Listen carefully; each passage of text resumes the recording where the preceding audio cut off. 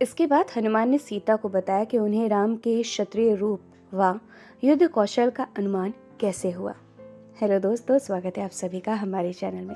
हम पढ़ रहे हैं पुस्तक सीता, जो कि लिखी है देवदत्त पटनायक जी ने।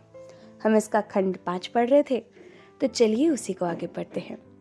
कबंध कथा। जटायु से मिली जानकारी के बाद राम सीधा दक्षिण की ओर चल दिए। उन्होंने न किसी ओर देखा और न ही कुछ खाया पिया। वे सीता को खोजने की धुन में अपनी नींद तक भुला बैठे थे। लक्ष्मण उनके साथ थे। राम को वन में गरज रहे भूखे सिंहों, वन्य हाथियों के मतवाले समूहों की पश्चात और उन घने वनों से कोई भय नहीं था, जिनके घने वृक्षों के झुरमुट सूरज की किरणों का एक कतरा भी धरती तक नहीं आने देते थे। वे तो निरंतर चलते ही जा रहे थे। जब वे दक्षिण की ओर बढ़े तो उनकी राह में कबंध नामक राक्षस आ गया। सभी वानरों को उस भयंकर जीव के बारे में पता था। उसका कोई सिर नहीं था, सिर पेट से जाकर मिल गया था। केवल उसके 2 लंबे हाथ थे, जिनसे वह शिकार को लपक लेता था। उसकी क्षुधा कभी शांत नहीं होती थी और सारे वानर पूरी सावधानी के साथ उससे दूरी बनाए रखते। राम और लक्ष्मण ने अचानक स्वयं को उस राक्षस की जकड़ में पाया। उसके एक हाथ में राम व दूसरे हाथ में लक्ष्मण थे। कबंध के नख बहुत लंबे व तीक्ष्ण थे और उनमें पिछले शिकारों का रक्त व अवशेष भरे हुए थे, परंतु दोनों भाइयों के मुख पर भय का एक भी चिन्ह नहीं दिखा। उन्होंने अपनी तलवारें उठाई और एक एक झटके में उसके दोनों हाथ काट दिए। राम ने दायां और लक्ष्मण ने बायां हाथ काटा और दोनों भाई राक्षस की चपेट से आजाद हो गए।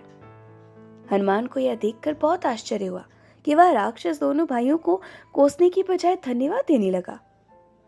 जब मेरे पास मुख में भोजन डालने के लिए भुजाएं ही नहीं होंगी, तो मैं अपना ध्यान भूख से हटाकर भूख को समझने में लगा सकूंगा। कम से कम मरण से पहले के कुछ क्षण को संतुष्टि से भरे होंगे। आपका बहुत बहुत आभार। मैं एक गंधर्व विश्वास वसु हूँ। मुझे सदा क्षुधा सताया करती थी। भोजन, मदिरा, संगीत, स्त्रियां, मनोरंजन, मैं सदा अपनी इन अतृप्त क्षुधाओं की पूर्ति में जुटा रहता। इससे भी बुरी बात यह थी कि मैं उन तपस्वियों का उपहास करता जो क्षुधा को समझने व उससे उबरने की चेष्टा कर रहे थे।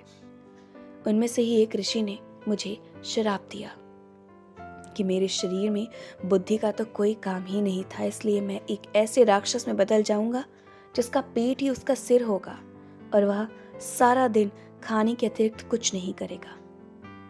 एक दिन एक व्यक्ति आएगा और उसके ही प्रयत्नों से मैं एक बार फिर विचार करने योग्य बन सकूंगा। आपने मेरी दोनों भुजाओं को काटकर ऐसा संभव कर दिया, मुझे विवश कर दिया। मैं अपनी भूख पर ध्यान देने के बजाय इससे ऊपर उठने की चेष्टा करूं। मैं इसके लिए आपका आभारी हूं। मुझे एहसास हो गया कि मेरा जीवन कितना निरर्थक और अनुपयोगी था। मैं अब अपने जीवन को सार्थक बनाना चाहता हूं। कृपया मेरी मदद करें। मुझे बताएं कि यह कैसे संभव हो सकता है। राम ने उत्तर दिया, हम मेरी पत्नी सीता की खोज कर रहे हैं, जिसे राक्षसों का राजा रावण अपहरण कर ले गया है। क्या तुम जानते हो कि वह उसे कहाँ ले गया होगा? वह उसे लंका नगरी ले गया होगा। वह सुदूर दक्षिण में स्थित है। किसी ने उस नगरी को नहीं देखा क्योंकि वह यहाँ से बहुत दूर है, परंतु सुना है वह बहुत ही भव्य सुवर्ण नगरी है। हो सकता है कि आपको वानर जाति की सहायता लेनी पड़े, जो पंपा सरोवर के निकट ऋषिमुख पर्वत के आसपास किष्किंधा में रहते हैं। ये वानर बहुत खोजी प्रवृत्ति के होते हैं। वे सारे संसार के विषय में जानकारी रखते हैं और आप जो चाहें उसे खोज कर दे सकते हैं, क्योंकि वे अपने भोजन के लिए धरती का कोना कोना छानते रहते हैं। ये शब्द कहने के बाद कबंध ने प्राण त्याग दिए। इसके बाद हनुमान ने राम और लक्ष्मण को उसका अंतिम संस्कार करते हुए देखा। वे अपनी शत्रु का भी दाह संस्कार करते हैं। मेरे पति का मानना है कि प्रत्येक जीव को पुनर्जन्म का विकल्प दिया जाना चाहिए। सीता हनुमान से बोली। चिता की लपटों से एक स्वर्गिक प्राणी प्रकट हुआ। वह विश्वावसु ही हो सकता था। राम ने देखा कि इंद्र ने उसे अमरावती के स्वर्ग में आने का निमंत्रण दिया, जहां हर प्रकार की क्षुधा शांत होती है। परंतु इंद्र के निवास स्थान पूर्व की ओर जाने की बजाय विश्वावसु ने उत्तर की ओर कैलाश पर्वत पर जाने का निश्चय किया, जहां शिव सभी प्राणियों को सिखाते हैं कि अपनी सारी क्षुधाओं से मुक्त कैसे हुआ जा सकता है। यह सुनकर सीता ने हनुमान से कहा, क्या मेरे राम ने उसके बाद भोजन किया या कुछ पिया? हनुमान ने उत्तर दिया, नहीं, वे झट से किष्किंधा की ओर प्रस्थान कर गए। उन्होंने कुछ भी खाने या पीने से इनकार कर दिया। और लक्ष्मण, उन्होंने भी भाई के निर्णय का पालन किया।